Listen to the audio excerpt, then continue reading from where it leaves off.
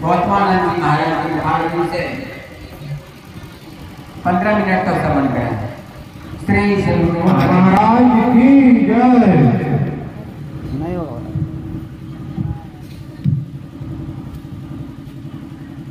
Down है इसे।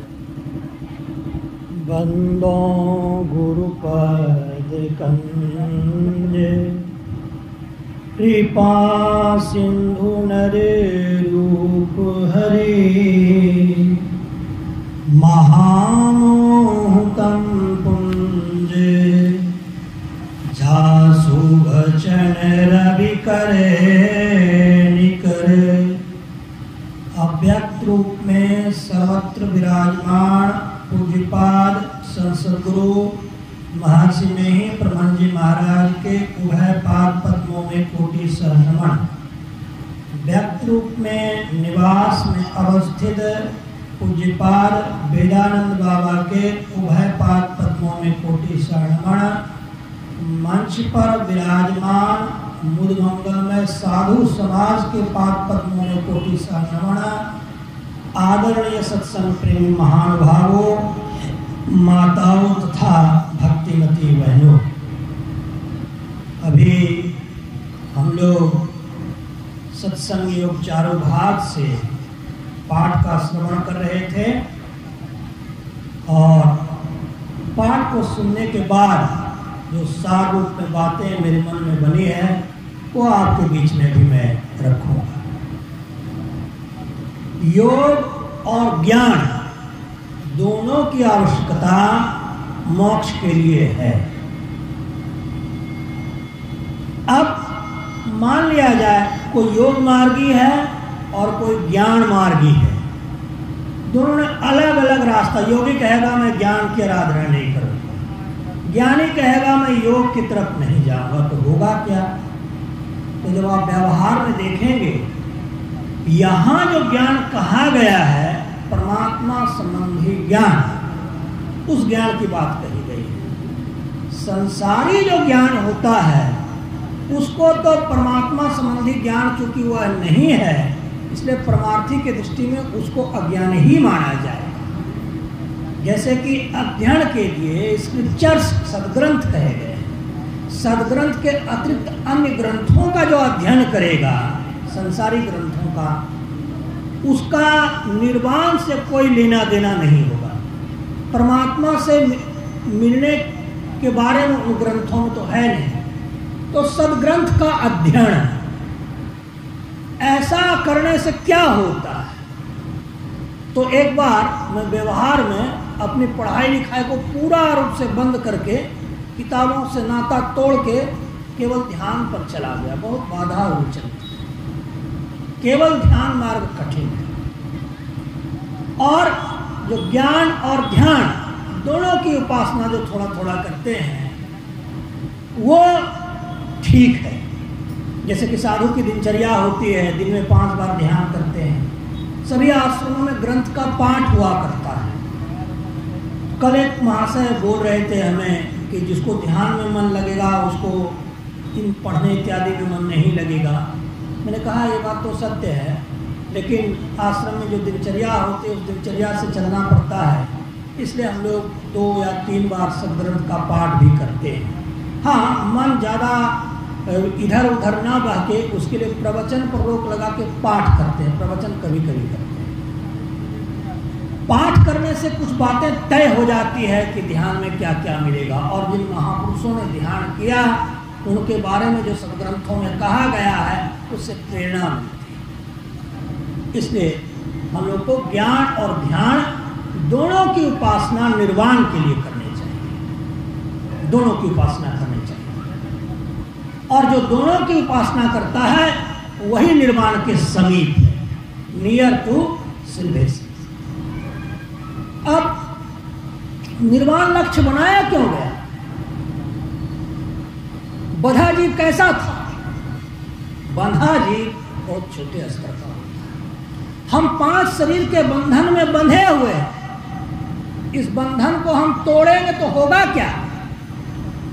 जो अपने अपने हाथ से सभी लोग 3.5 हाथ के होते हैं, परंतु जो बंधे हैं तब 3.5 हाथ के होते हैं। फिर खुल जाएंगे तो परमात्मा के जैसे हो जाते हैं। फिर अपने ही हाथ से अपने को अपना आप नहीं पाइएगा अगर परमात्मा बन जाइएगा तब। तो कुछ साधु जो आराधना करते हैं योग की प्रक्रिया से, जैसे सिद्धपीठ है, कहा जाता है ये जगह भी सिद्धपीठ है, कुप्पा भी सिद्धपीठ है। सिद्धपीठ का क्या मतलब होता है? वहाँ आप जाइएगा तो जैसे बैठिएगा अपने आप अचानक अपने ही आप आपकी समाधि लगने लग जाएगी बिना प्रयास किए, क्योंकि वहाँ कोई योगी सिद्ध रूप से सूक्ष्म रूप से अवस्थित है, उसको सिद्धपीठ कहा जाता है। तो सिद्धपीठ में ऐसी अनुभूति होती है। उसी तरह से जब थोड़ा सा ध्यान के माध्यम से खुलिएगा, खुलने का क्या मतलब है? जैसे हमारा ये जड़ शरीर है, इसका विस्तार क्यों कर देंगे? जड़ तो कुछ दिन में खत्म हो जाता है।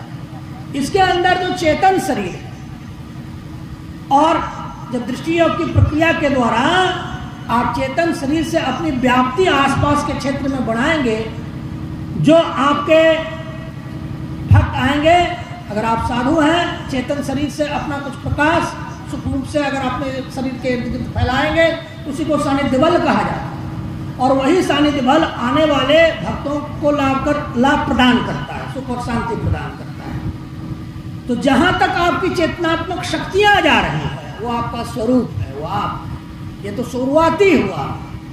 और उसी तरह से वर्षों, 1000 वर्ष तक, बहुत वर्ष तक को साधना करते करते करते करते जब अपने शरीर को बंधन को तोड़ने में सक्षम हो जाते हैं, तो उसमें और परमात्मा तो बहुत बड़े हैं, तुरंत उसके जैसा नहीं हुआ जा सकता है। थोड़ा थोड़ा थोड़ा थोड़ा प्रयास करते करते करते करते वो परमात्मा में मिलकर परमात्मा होता है। ऐसा होने में लाखों वर्ष लग जाते हैं। तो लाखों वर्ष की कहानी एक बार हम क्यों बोल दें? आप थोड़े से अपने चेतना का प्रचार विस्तार करेंगे चेतन मंडल में जाकर के, तो वहां पर जो आपको अनुभूति होगी, कुछ लोग आपको कहने लगेंगे ये मनुष्य नहीं है, ये परमात्मा ही है। परमात्मा के बराबर तो नहीं होते हैं, लेकिन कुछ कुछ गुण जो किसमें आ जाते हैं परमात्मा जैसे, उसको परमात्मा से उसकी तुलना कर दी जाती है। तो ये ध्यान के पक्ष की बात है। आप इस पक्ष तक जा कैसे पाएंगे? तो मेरी अनुभूति कहती है कि आप संसार को छोड़े बिना परमार्थ की तरफ कोई कदम नहीं बढ़ा पाएंगे। आपको संसार छोड़ना पड़ेगा। परमार्थ संसार का त्याग है। नेति नेति, मैं यह नहीं हूं, मैं यह नहीं हूं, मैं यह नहीं हूं, ऐसे करके संसार को छोड़ना हमारी जो विधि है। मैं संसार के सब कुछों को छोड़ा, तब ध्यान का क थोड़ा सा आया मेरे को, खागा अभी नहीं आया, बहुत साल लगेंगे।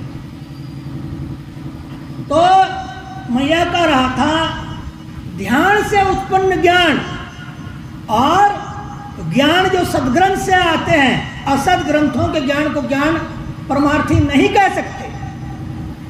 वो महापुरुष जो असद ग्रंथों का सहारा लेकर जीवन बिताते हैं और कहते हैं मैं ज्ञान की दिशा में जा रहा हूं, वो गलत रास्ते पर है।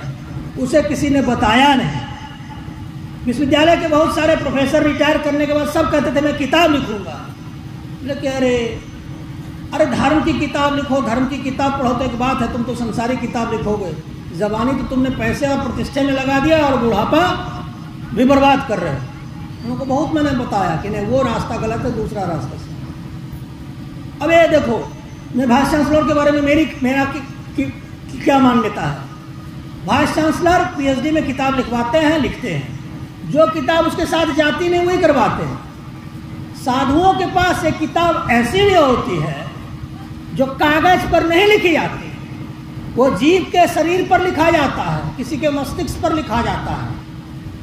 तो वो साधुओं के पास किताब है, वो लेखन की विद्या साधुओं के पास है। कारण साधु ने ऐसी किताब बनाई क्यों?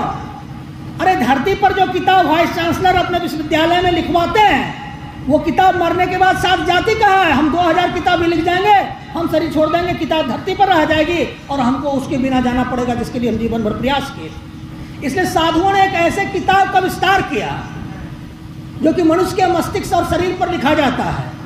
हर जीव का शरीर और मस्तिष्क उसका कागज होता है, और दृष्टि की धारें जब जुड़ती है किसी योगी की, तो वो किताब अपने आप हर जीवों पर लिखाने लग जाती है। और जब वो सूरत शब्द का श्रवण करने लगता है, तो वो किताब हर जीवों पर अपने आप लिखाने लग जाती है। हम लोग कुप्पा घाट या इस सिद्धपीठ में क्यों आते हैं? क्योंकि वैसी यौगिक शक्तियां मुझे यहाँ और वहाँ मिलती है, इसलिए आती है। ये शक्तियां क्या है?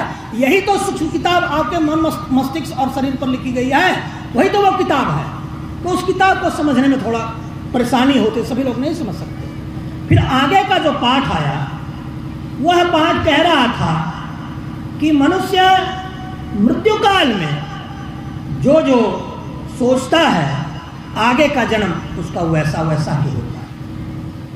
वो ये बात है कि जीवन भर जो आप सोचते आएंगे वही मृत्यु काल में भी सोचेंगे। अगर जीवन भर कोई ध्यान करता है, भजन करता है, सत्संग करता है, तो मृत्यु के समय भी वो ध्यान करेगा, भजन करेगा, सत्संग करेगा। परंतु जो जीवन भर संसार के विषयों में बहता रहता है, वो अंत काल में परमात्मा का ध्यान नहीं कर सकेगा, भजन नहीं कर सकेगा, सत्संग नहीं कर सकेगा। इसलिए जीवन भर इसका अभ्यास करें कि हम परमात्मा की भक्ति करें, ध्यान करें, सत्संग करें। जीवन भर अभ्यास करने से ही अंत समय में होता है। मरने के बाद जो मुक्ति होती है वो मुक्ति नहीं मानी गई है। कितने कितने लोग कहते हैं वो मर गया तो वो तर गया, ऐसा कुछ नहीं। जो पहले से तर कर नहीं जाता बाद में नहीं तरता। जीते जी जब आप पांचों शरीर से निकलकर परमात्मा में मिल जाएंगे, उसको अंग्रेजी में कहते हैं ग्रॉस बॉडी, ऑस्टल या subtle body, causal body, super causal body और सुपर कॉन्शियस बॉडी। ये 5 शरीर हैं अपने संतमत में। और कबीर साहब के यहाँ एक शरीर और माना जाता है, उसको कहते हैं स्वान बॉडी, हंस शरीर। और इन पांचों, और अपने मत के हिसाब से 5 और कबीर बाबा के हिसाब से 6 शरीरों के पार में परमात्मा बसता है। ये जब यहीं पार कर जाएंगे, जैसे धरती पर मंत्री होते हैं, राष्ट्रपति होते हैं, वैसे धरती पर मुक्त जीव होते हैं। वो धरती पर ही होता है, मरने के बाद कुछ नहीं होता है। मरने के बाद वही होता है जितना आप करके जाइएगा वही आपके खाते में रहेगा, और कुछ नहीं होता है। मरने के बाद की मुक्ति मुक्ति मान्य नहीं है, जीते जी मुक्ति होती है। और मुक्ति 5 शरीरों को पार करने के बाद होता है। फिर गुरु महाराज की वाणी आई थी कि योग हृदय में वास हो, वासना तनवास है। तो क्या शरीर में तो हर व्यक्ति रह रहा है। 8 अरब धरती की जनसंख्या शरीर में निवास करती है और मनुष्य शरीर में निवास करती है। उसी मनुष्य शरीर में जिससे परमात्मा खोजा जा सकता है। परंतु इस मनुष्य शरीर में रहने के बाद भी कोई योग नहीं करता है तो उसका शरीर में रहना ना रहना बेकार की बात है। योग करना चाहिए, यह बताएगा कौन? आपको वैज्ञानिक बताएगा? नहीं बताएगा। राष्ट्रपति जी बताएंगे? नहीं बताएंगे। आपको योग करना चाहिए, ये साधु, महात्मा, संत इत्यादि बताएंगे, क्योंकि वो करते हैं। सच सरल युक्ति पास ना, और पास है तो क्या। अगर आप साधना कर रहे हैं और साधना करने की सरल विधि आपके पास नहीं है, कठिन कठिन विधियों का आप सहारा लेंगे।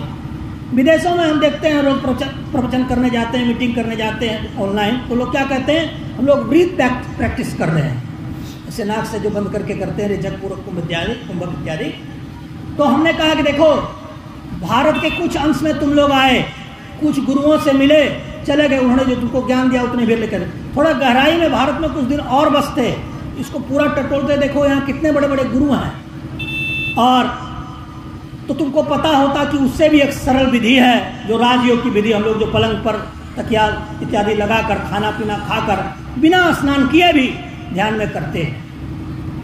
तो इस शरीर में आप हैं और साधुओं के निर्देशानुसार, बताए अनुसार यदि आप ध्यान साधना करते हैं, योग करते हैं, योग की ऊंचाई को प्राप्त कर रहे हैं, तब तो सही दिशा में जा रहे हैं। और यदि ऐसा आप नहीं करते तो आपकी दिशा गलत है। और मेरा समय समाप्त है। बोलिए प्रेम से श्री सद्गुरु महाराज की जय, श्री सद्गुरु महाराज की जय, श्री सद्गुरु महाराज की जय। अभी हम लोग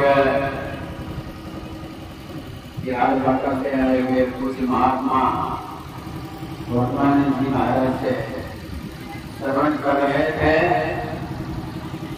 कि मरने के बाद जो मुक्ति होती है वो मुक्ति नहीं है। जीते जी अपने आप को जो जीवन मुक्त कर लेते हैं वही मुक्ति है। साधो भाई जीवत ही करो आशा, तन छूटे जीव मिलन कहता है सो सब झूठी आशा। ये झूठी आशा है, जीते जी जो मुक्त हो जाते हैं वही मुक्त है। तो आइए अब हम लोग रमला कुटी से आए हुए हमारे पूज्य स्वामी शंभू बाबा के मुखारबिंद से हम लोग 20 मिनट तक श्रवण करें। बोलिए प्रेम से श्री सद्गुरु महाराज जी की जय।